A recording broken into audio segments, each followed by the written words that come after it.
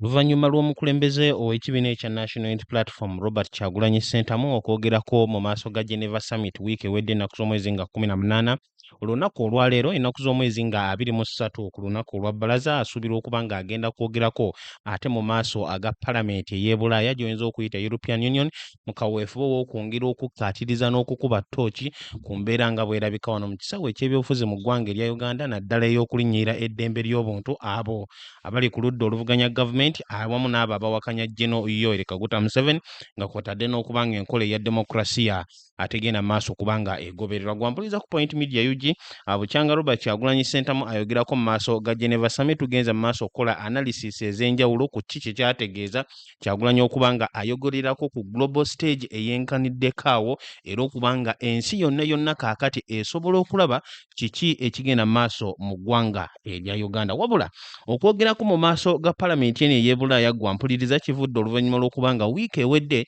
twafunako ekibaluwa kibakuntumye okuva mu Palamenti eno ey'e Bulaaya ne batutegeezaako nti baali bagenda kuyita omukyala amanyikiddwako nga Miriam Blackso ng'ono y'omu ku abo ba ambassadors ba Gen. Yoweri Kaguta Museveni okuva ali eri mu ggwanga erya Belgium abamuyambyeko ennyo okubikkirira embeera nga bw'eri mu ggwanga erya Uganda. Palamenti ey'e Bulaaya yategeeza nti yeetaaga omukyala ono abeere nga annyonnyola okusinza ku ebyo by'azze ng'ayogera okumala ekiseera nti mu ggwanga erya Uganda temuli mu kulinnyirira ddembe lya buntu era Gen. Yoweri Kaguta Museveni atambulira ku nkola eya demokrasiya ate bikontana n'eki ekiri mu kuvaayo mu kaseera kano abali ku ludda oluvuganya gavumenti abakuba emiranga awamu n'obujulizi obulabwako ku mikutu emitimbagano. Wabula ennaku ezisembyeyo emabega tulabyeko gavumenti ya Gen. Yoweri Kaguta Museveni nga bagamba nti bo tebagenda kulabikirayo mu Palamenti y'e Bulaaya era tuyinza okuba tetugenda kulaba omukyala ono Miriam Blackso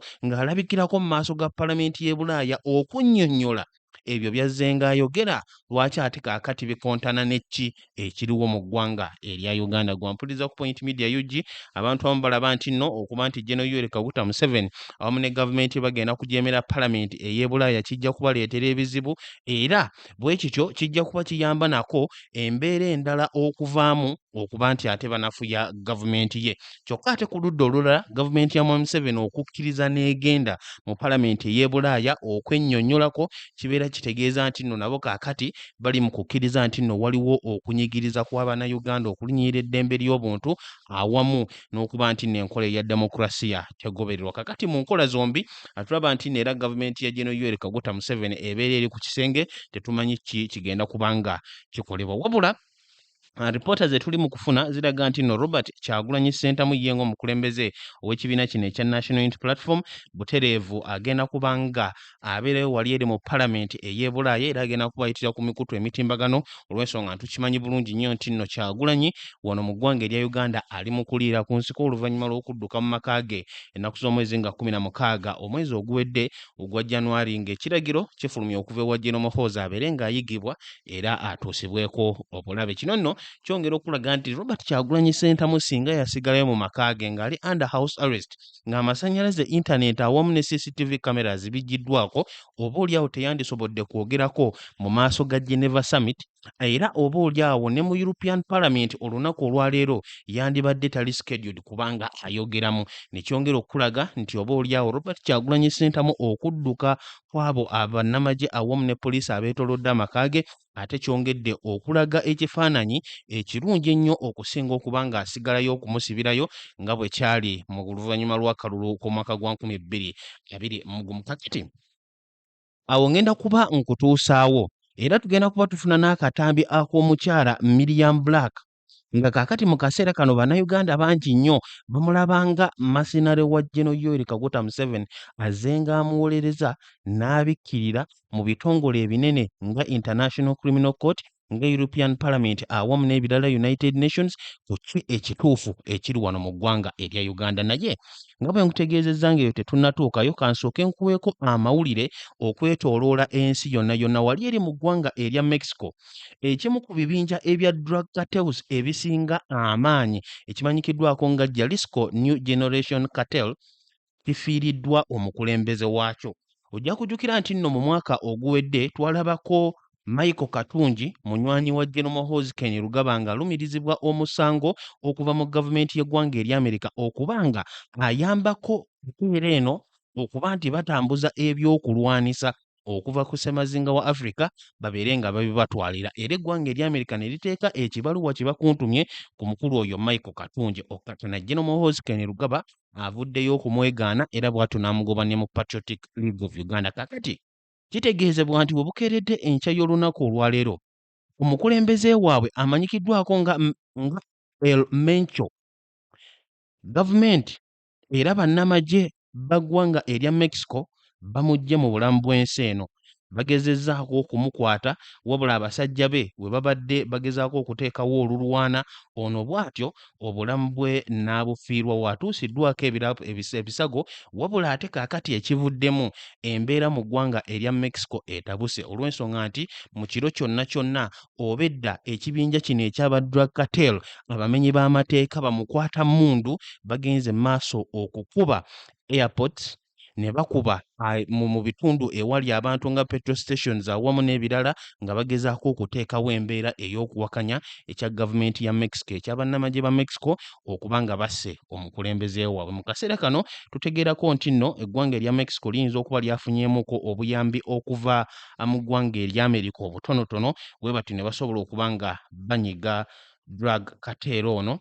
Omukulembeze waabwe El Mencho abadde anoonyezebwa okumala ekiseera wabula obulabe bugenda mu maaso mu ggwanga erya Mexico era embeera si nnungi yadde n'akamu n'akeddagala. Kakati nga tukomyewo ku nsonga z'eggwanga erya Uganda tuli mu kulaba nti nno n'amawanga ag'ewabweru agawererako ddala gongedde okuteeka akazito ku gavumenti ya General Yoweri Kaguta Museveni era kino eno kitadde gavumenti ye ku kisenge olw'ensonga nti gye buvudde nako twalabyeko minisita Okello Oryem ng'avaayo okulabula Robert Kyagulanyi Ssentamu nti ku mikutu gino eno egy'enjawulo oba ebitongole eby'enjawulo byagendamu okwogererayo ali mu kwonoona erinnya lya gavumenti ya Uganda ali mu kwonoona erinnya ly'eggwanga mwennyini naye mwava era minisita Okello Oryem ngono ye State Minister for Foreign Affairs n'avaayo n'alabula nti omusango gwe bajja okuteeka ku Kyagulanyi singa takoma okukola ekyo kyakola gujja kubeera gwa kulya mu nsi ye lukwe prison. Oluvannyuma ate n'avaayo n'ategeeza nti Kyagulanyi byakola tebigenda kuyeggula General Yoweri Kaguta Museveni ttama era tebijja kumubuza tulo naye ate mu kiseera kye kimu nga we batiisatiisa okumuteekako emisango.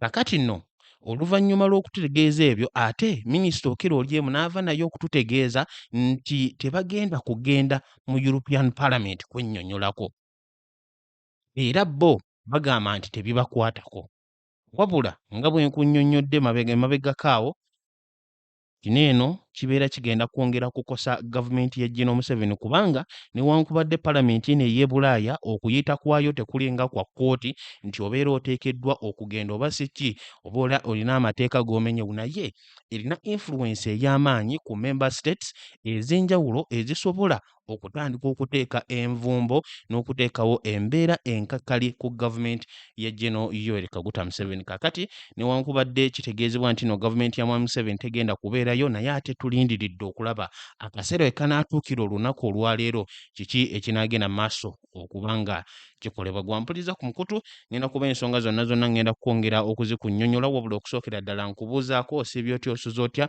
Olunaku olwaleero lwa bbalaza Mande tuli mu wiiki mpya olunaku lwa Mande tuli mu wiiki mpya ennaku z'omwezi 23 omwezi tuli mu Gwakubiri omwaka 2026. Gwe nawe nasobodde okuba nga otambula naffe okumala ekiseera omulimu gw'okola gw'amaanyi ate gwe yakatweyongako nkwaniriza n'enkwebaza nga nkutegeeza wano ku mukutu buli kimu kyonna kyonna ky'oyagala okumanya ogenda okuba nga okijja. Gwe kyolina okukola subscribing ateekako notification bell liking sharing ate commenting tubeere nga tutambulira wamu bulungi nnyo. Mu kiseera kye kimu nnyongera okujjukiza Hajjat Nakalemba omusomi w'Edduwono ng'asangibwawo e Busaabala ku stage esembayo. Gwe wenna wenna alina ekizibu mutuukire ajja kuba akulombera edduwa ensonga zo zitereere. Gweyagala okumanya ebisingawo n'oba nga oli wabweru w'eggwanga erya Uganda tosubwa omukisa guno mukubireko ku nnamba erina 75237529. Salamu alaikum. Hajjat Nakalemba omusomi w'Edduwa. Bw'oba wenyiye embeera embi yankusomere ku dduwa. Abali ebweru mirimu gigaanye papula zeesibye kino kyekyoto kwensabira omukisa kobe ng'oliriddawa wadde wekusabira n'ofuna emikisa. Kyoba olaba ngabirira ebinyonyi ebitalina kyakulya naawe atalina mulimu jangu kusomere ku dduwa ofune omukisa. Eno ennyanja kwesira buli kimu ekisira ne kiba kikujjudde nekikasuka mu nnyanja nekikunta nekigenda. Nze Ajati Nakalembe kambawo ennamba yange yeeno 0752 375 29. Temuddeeyo nemwebakira ebizibu mukobe ku nnamba yange eno. Okyali ku mukutu gwa Point Media Eugene nkwaniriza era nenkwebaza ggwe wenna asobodde okuba ng'okyatambula naffe. Kakati meeting egenda okubeerayo wali eri mu Palamenti ya Bulaaya Robert Kyagulanyi Ssentamu agenda okwogerera egenda kubeerawo olunaku olwaleero era etunaaba tusobodde gwe wali ku mukutu tugenda kuba tugikutuusaako butereevu. Ekimu ku biwandiiko ekyasobodde okuba nga kifulumizibwa era nga wali eri ku mukutu ogwa European Parliament owa website yaabwe bavudde ne bateekayo nti 23rd February 2026 meeting. On Monday 23rd February 2026 17 or from 16 hours to 17 hours the saawa 10 paka saawa 11 n'ekitundu. The DFR delegation will hold an ordinary meeting in Brussels.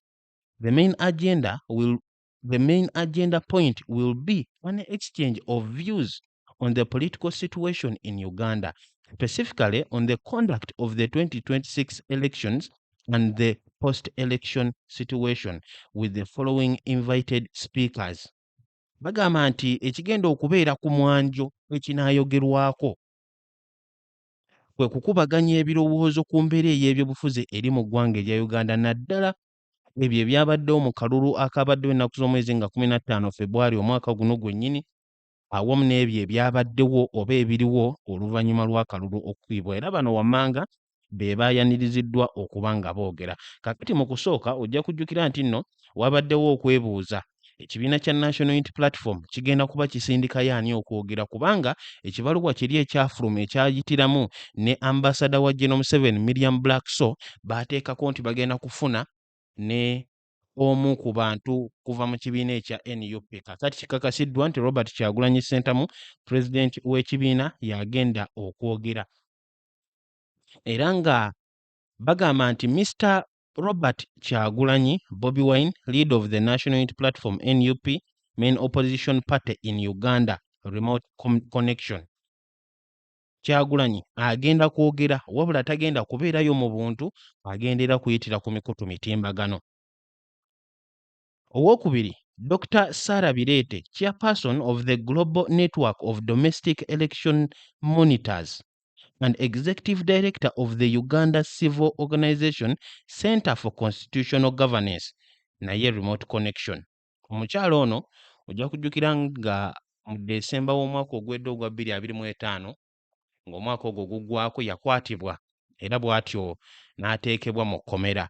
Okwo nno gavumenti kwe yasinziirira n'okubaaninga oba okusooka okususpendinga NGOs ebitongole ebya nnakyewa ebirwanirira eddembe ly'obuntu nga bagamba nti kaakati bimenya amateeka. Emisango gavumenti gye yateeka ku mukyalo ono mbu baamusanga ne information eyali ateekeddwa okubeerawo Electoral Commission ate nga tannaba kubanga afulumizibwa mu butongole. Kakati bwe batyo ne bamuteeka mu kkomera okumala ebbanga era yaakajja abeere nga avaayo wiiki ng'emu bbiri emabega. Kakati aba European Parliament bagamba nti naye bagenda kuba bamuyita nga ye akulemberamu ekitongole ekya Center for Constitutional Governance wano eno mu ggwanga erya Uganda ate nga kw'otadde n'okuba nga ye chairperson owa Global Network of Domestic Election Monitors eyakulemberamu abo abaali balabiriza ki ekigenda maaso mu kalulu.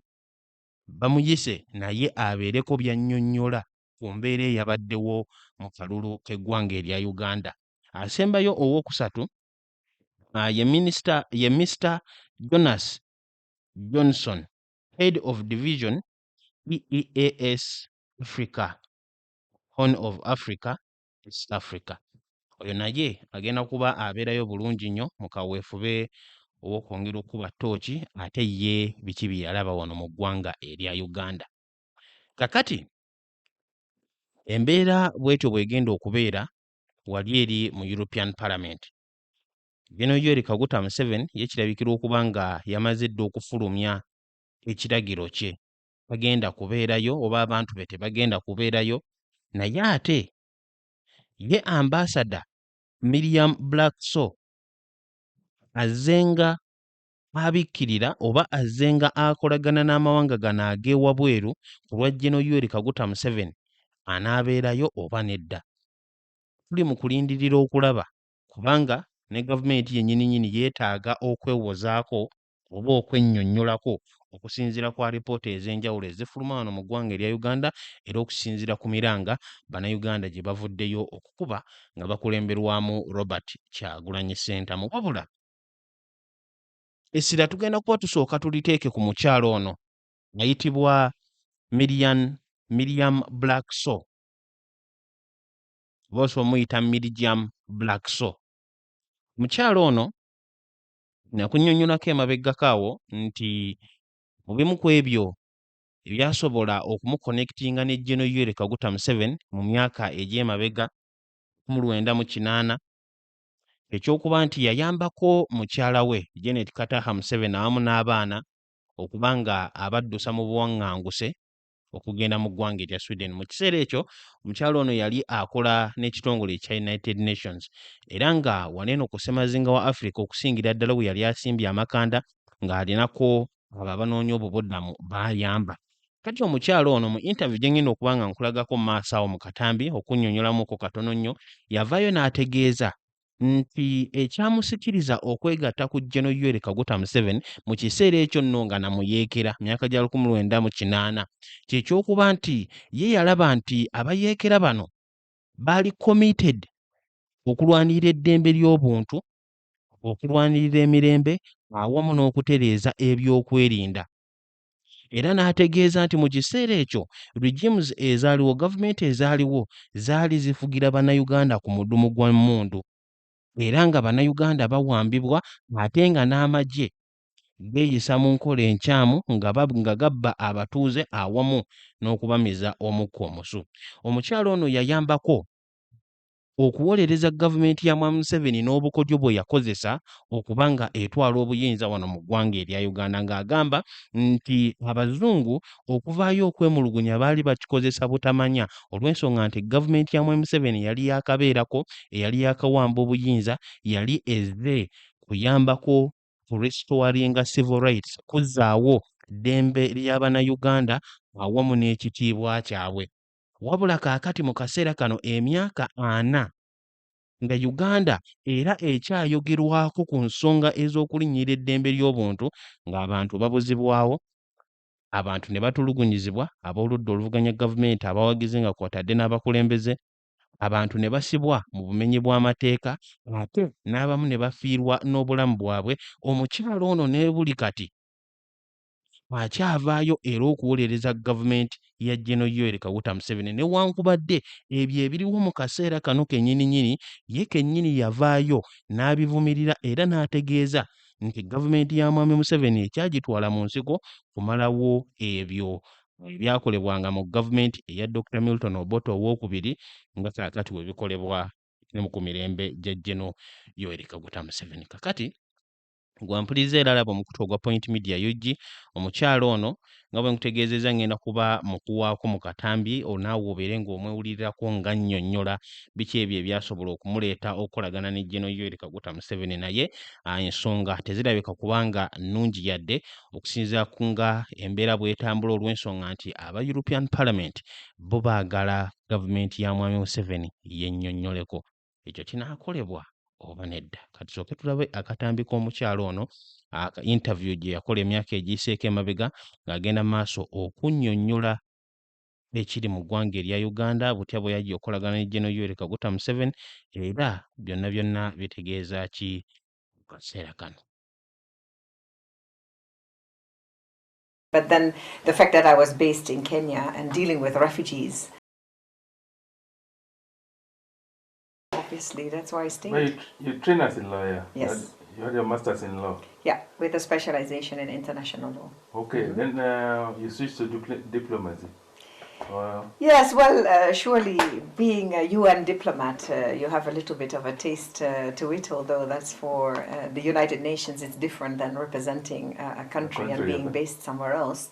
It's after my involvement as protection officer with the refugees, I got a lot of involvement, especially with Ugandans. Refugees were with? Yes, Which of the refugees? thousands were there from Uganda. Okay, Yes, yeah. because they were fleeing away from the Obote Obote. regime. President Museveni at that time was a guerrilla leader. He was talking about the fighting. second coming of Obote.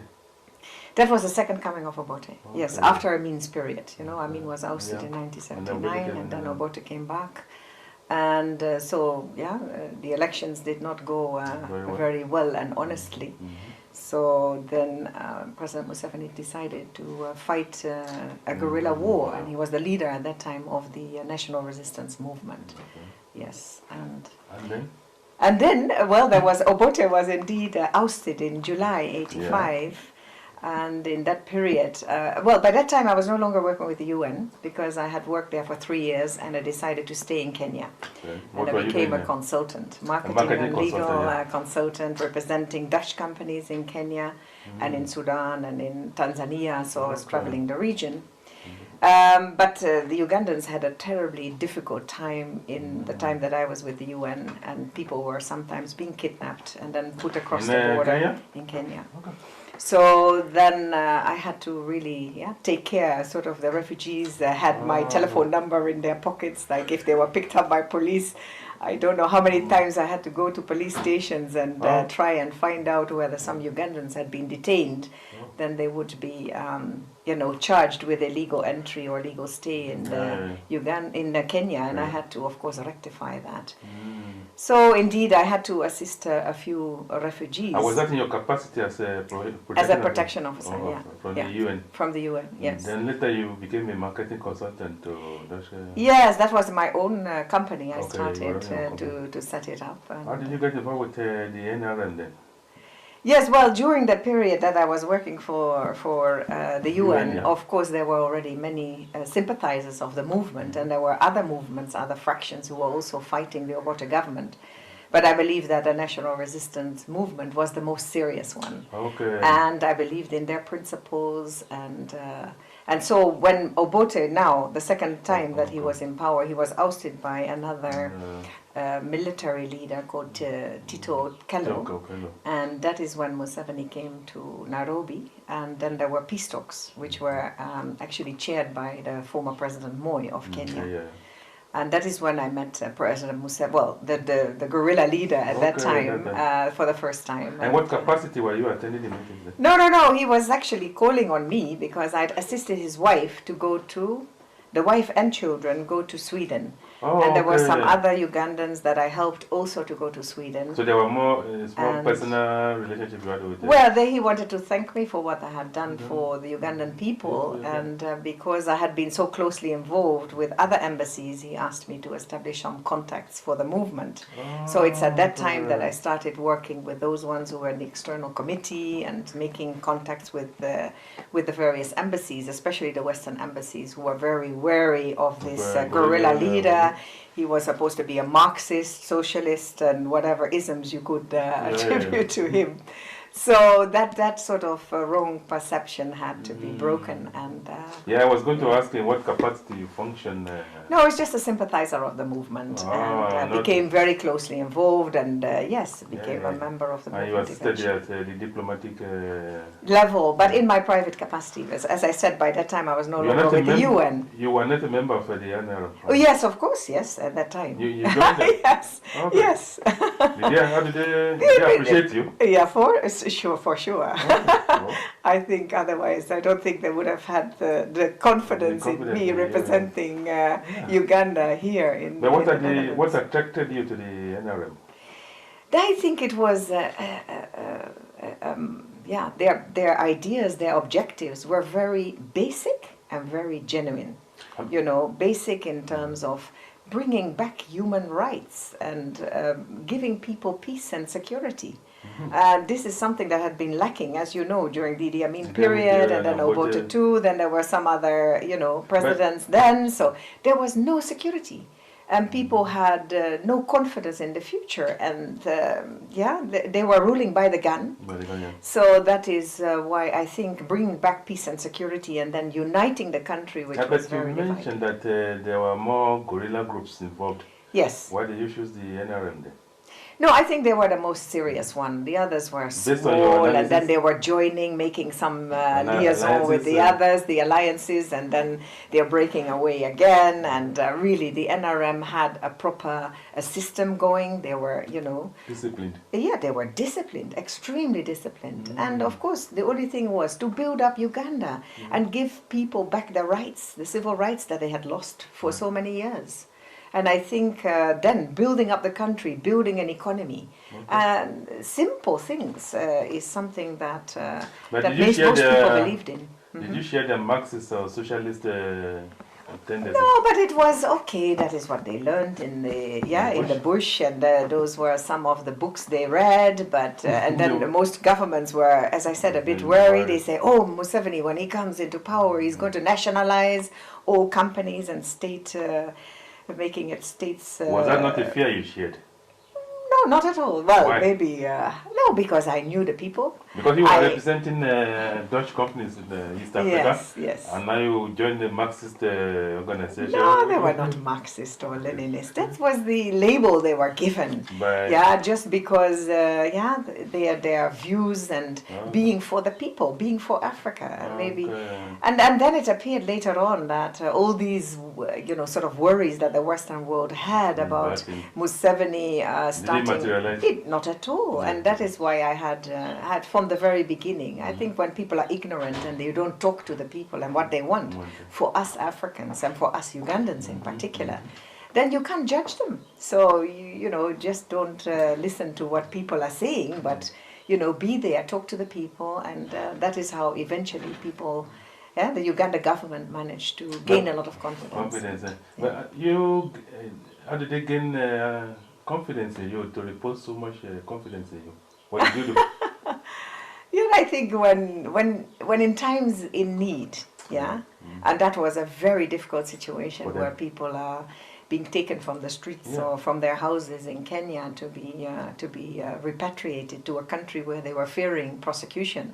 I think that is very serious. I think I know what it is to be a refugee, having closely been linked with them, and it's terrible to be dislodged from everything that is familiar, to start living in a neighboring country, and even when you are there, then you think you're being protected. You're not sure what's going to happen. But were there no times you were afraid for your own life? No.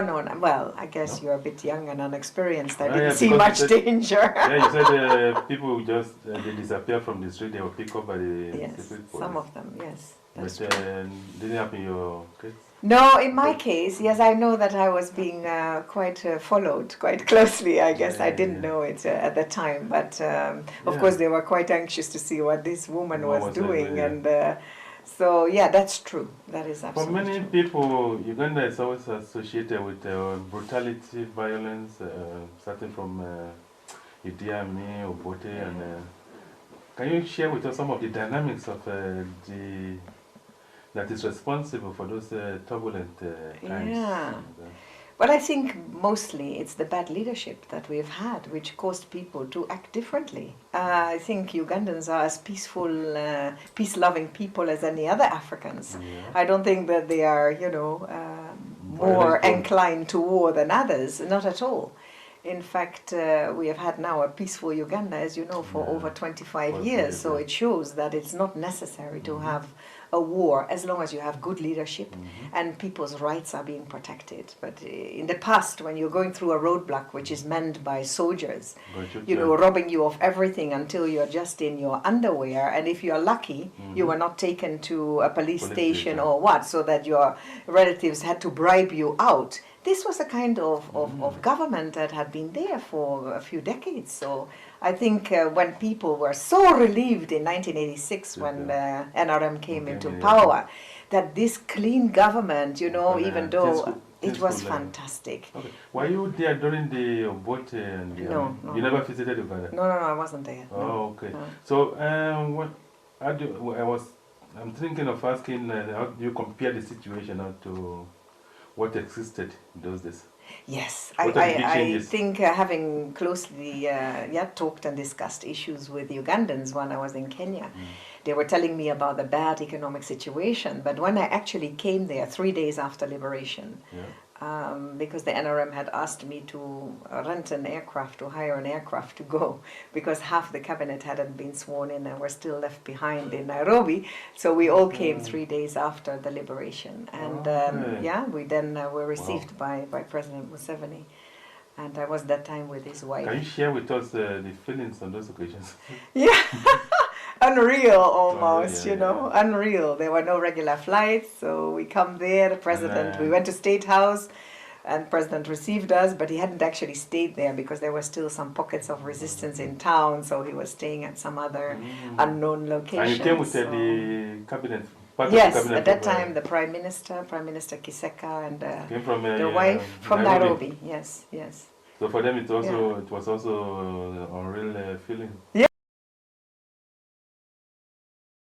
Bwe yali ku Point Media UG ndowooza interview eyo mugirabye ya myaka mekaddeko wabula esobodde otusiigira ekifaananyi ekyaki omukyalo ono kyasobodde okukola okuyambako ku gavumenti ya Gen. Yoweri Kaguta Museveni okuviira ddala myaka gya 1980 ng'ayambako mukyala we Janet Kataha Museveni awamu n'abaana okuba nga basobola okudduka okuva mu ggwanga erya Uganda kugenda mu buwaŋŋanguse okuba nti akolagana ne Gen. Museveni okusinziira nti no already yali ye amanyi international politics. Tumuwulidde bulungi nnyo ng'ategeeza nti alina masters degree mu international law, ekitegeeza nti mukyala muyivu era nga yali amanyi ekyokola okuviira ddala mu biseera eby'emabega. Ne mu kaseera kano newankubadde tumuwulidde nga avumirira ddala gavumenti ng'eya Dr. Milton Obote na biki ebyaliwo okulinnyirira eddembe ly'obuntu bannayuganda okuba nga bali mu kkubo babuzibwawo basibwa awatali nsonga.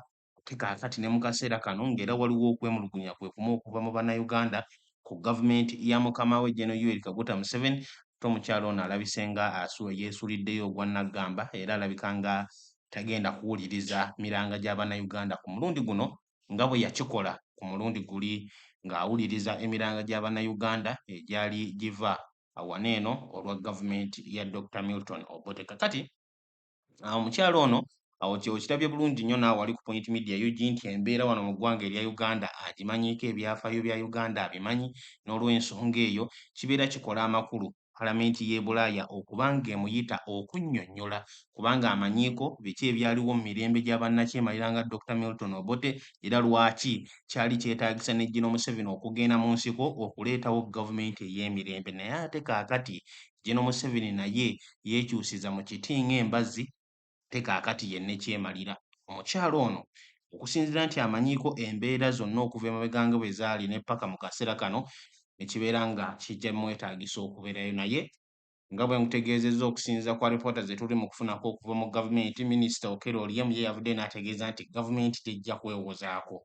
Ate ne Kyagulanyi ali mu kwogerera ku stage zino eno nga Geneva Summit wiiki ewedde ne European Parliament ajja kuba ateekebwako emisango. Gwampuliriza ku Point Media UG embeera bwetyo bwerabika. Katulindiire tugenda kuba tukutuusaako butereevu buli kimu kyonna kyonna nga bwe kitambula. Nja kusaabusa bigume nga sure subscribing ateekako notification bell obeere nga otegeezebwa obubaka nga tusobodde buteekayo. Kambagalize olunaku olulungi mu kaseera kano ngenda kuba nkomawo n'obubaka obulala. Mubeere bulungi era mweraba.